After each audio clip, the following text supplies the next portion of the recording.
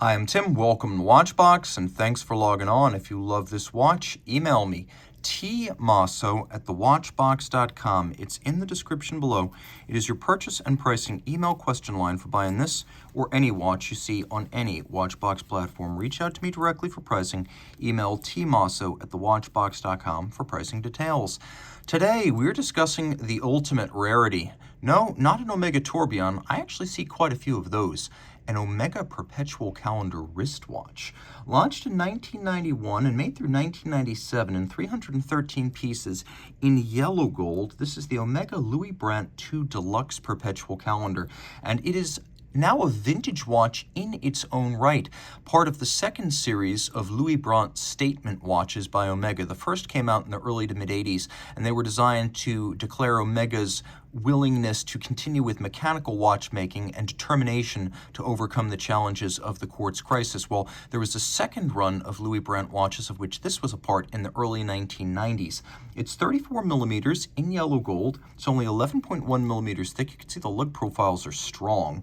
It is still just 42.6 millimeters lug-to-lug with an 18 millimeter spacing between the lugs. Now I'll throw it on my wrist, and this is a very traditionally sized men's dress complication, but because the lugs are so strong, almost like a vintage Grand Seiko or a modern Grand Seiko with the 3180 case, it looks bigger than it is. It's almost got a little bit of a Carrera-like profile to it.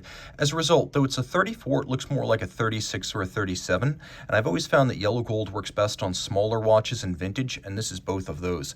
Despite being a modular complication, it's very thin, and with a sloped case flank and bezel, it will slide underneath the cuff. Taking a look from lug to lug, the lugs are nowhere near the edge of my wrist. I recommend this watch for a wrist as small as 13 centimeters circumference. It's fit here to an Omega factory strap. You can see calfskin on the bottom, a very light brown calfskin on the top with a monotone stitch and a thin sheer cut side. We have a simple matching yellow gold Omega pin buckle. And you can see that it is actually gold plated right here. Just want to be clear about that. That is a gold gilded pin buckle. The case is the real thing though.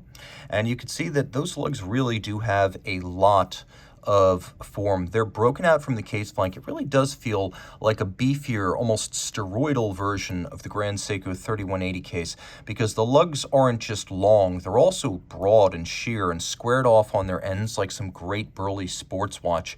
Everything's in high polish. You can see there's an outer lip to the bezel and then a very sharp conical profile. We have a couple of pusher adjusters here for the calendar complications. You can see the Omega signature on the crown. On the dial, we have a fluted profile that runs from top to bottom, a stamped guilloche. You can see that there's a little bit of a mark on the concentric pattern adjacent to the moon phase, so I always want to make sure I point these things out. It's in very good condition for a vintage watch. You can see that it also features gold chapter rings for each of the sub-registers, but one of them is coaxial. This is how you know that it is a perpetual calendar.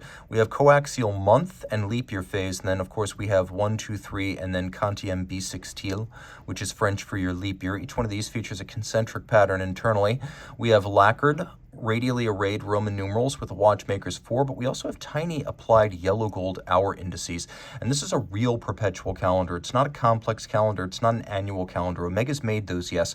This is able to deal with irregular length months and leap years, and it need not be reset until the year 2100. Now on the reverse side, we have a movement doing business as Omega Caliber 1116. It's actually an ETA 2890, which is the predecessor of later 2892. Fundamentally, they're the same movement. There's some detail changes. This one's been decorated to a higher degree, but mechanically, it's still a bidirectional winder with a 40 to 42 hour power reserve. It beats away at 4 hertz. It has an Edicron fine adjustment system with an eccentric screw for micro regulation. It does wind in both directions, so it doesn't have unidirectional rotor wobble. And although you can see from the dial side that it's not an active or moving dial with a seconds hand, it still has the underlying stop seconds function of the basic 2890. So there is a perpetual calendar module on top of the 2890 base. You could see that because the center line of the crown and the center line of the pushers, they're not quite in the same plane. And then all of this is water resistant down to 30 meters, and it's quite a bit more entertaining than a typical early 1990s Omega movement. My favorite feature is actually the combination of blued screws, rarely seen on Omega movements, and the beautifully solarized mainspring barrel itself. Those are memorable elements. Reach out to Team Mosso at thewatchbox.com for purchase and pricing details of this Omega Louis Brandt II Deluxe Perpetual Calendar.